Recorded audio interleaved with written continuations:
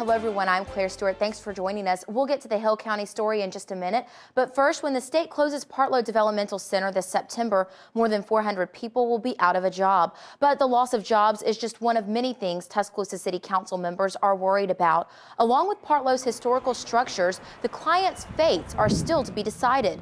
Partlow falls in Councilman Kip Tyner's district in Alberta. He says many people from the community have expressed their concerns, and his residents are not the only ones worried. It's just a terrible tragedy, and I'm more or less talking about not only the loss of jobs, but the care of our clients. I've seen so many disasters with community-based mental health, efforts, and you've got some that have worked well and some where I feel like the clients are really neglected.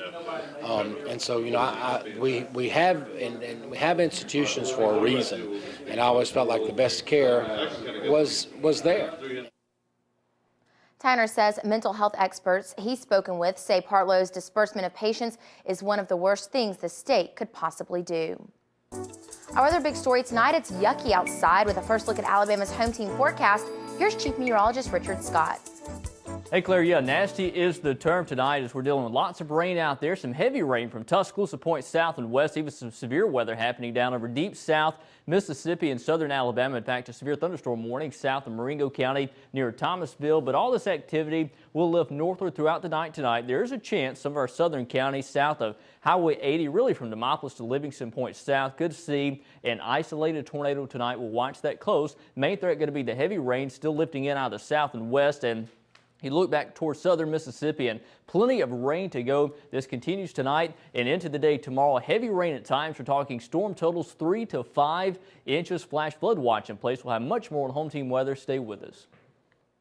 A man wanted in connection with a Northport murder has been captured. According to Tuscaloosa Metro Homicide Captain Lloyd Baker, 30-year-old Oscar Moran Rivera was taken into custody around 8 o'clock last night. Baker says U.S. Marshals arrested Rivera in Lafayette, Alabama, in Chambers County, about 13 miles from the Georgia state line. Rivera is facing charges of murder in connection with the death of Victor Rosas. Baker says the incident started Saturday morning at a residence on 37th Street in Northport. Witnesses say Rosas had gone with Rivera to the store. When they returned, Rosas was bleeding from the neck. He later died. Rivera is now being held in the Tuscaloosa County Jail. It was a close call for a litter of puppies in an apartment fire today. It happened around 11:30 this morning at the High River Apartments on Rice Mine Road in Tuscaloosa. Tuscaloosa firefighter Kevin Pate says no one was home when the fire started. Pate says neighbors called 911, and when the firefighters arrived, they discovered 6 puppies and a mother dog. Puppies appear that they're going to be fine. They've got smoke inhalation. We did go ahead and send one that had some burns on it. We went ahead and sent it to a vet. Pate says surrounding apartments had some smoke damage. People packed the gym at Shelton State tonight, but it wasn't for a Bucks game. WVUA's Matt McCoy takes us to the court where the Tuscaloosa Police Department's Blue Knights took on the Harlem Ambassadors, all for a good cause. Dancing, dunking, and dribbling took center court Tuesday night. They bring a lot of hilarious comedy and high-flying slam dunks, but they have a great message for our youth and for our families. They encourage everybody to stay in school, stay off drugs. The Harlem Ambassadors showed off their skills to benefit the United Cerebral Palsy of West Alabama. To whom much is given, much is required, and God has blessed us, so being able to give back to communities such as this and for such a great cause is an honor. But it wasn't just about showing off their skills.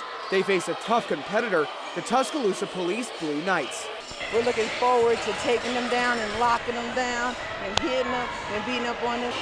And some of the ambassadors told me it's not very often that they get to play some of the men and women in blue. It's always great because they're real strong and they try to keep that bravado, but by the midway through the game, everybody's smiling and it's a good time. So what did the Blue Knights do to prepare for the game?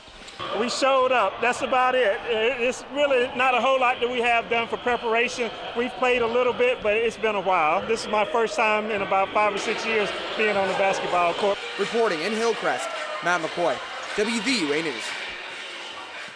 Brenda Ewert with United Cerebral Palsy of West Alabama hopes to raise about $10,000 with tonight's event. From basketball to Mardi Gras, Tuscaloosa is in for a full Tuesday night. WVUA caught up with some local businesses putting the finishing touches on their Fat Tuesday decorations. Holiday-inspired cuisine and drink specials are dousing the city tonight. Despite the rain, Innisfree had a good crowd all day and expect a big crowd ready to celebrate this evening.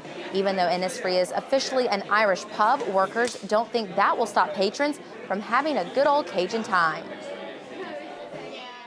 I think it's just like any other holiday. The Irish bar is, no matter what holiday it is, even if it's Mardi Gras, St. Patrick's Day next week, anything, they celebrate any holiday with everything they have. While parties in New Orleans get most Mardi Gras attention, many people in Tuscaloosa told WVUA Alabama can put on a pretty good show too. What's the secret to success? That's what hundreds of high school juniors from West Alabama were asking today. They took part in Alabama Power's 2011 Youth Leadership Conference at the University of Alabama. This year's theme was Explore, Realize, and Succeed. Business leaders from across the area gave them information about career opportunities available after high school. Organizers say they hope this will help students to think about what their future can look like.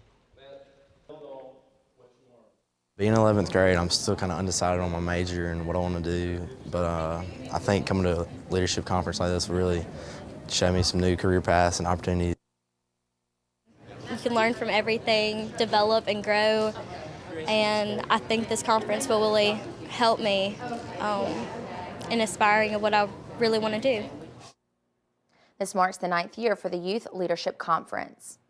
WVUA went back to school today. Anchor Philip Coleman read to students at Woodland Forest Elementary. He spoke to the students there. He also talked to the students about the television station WVUA and his job.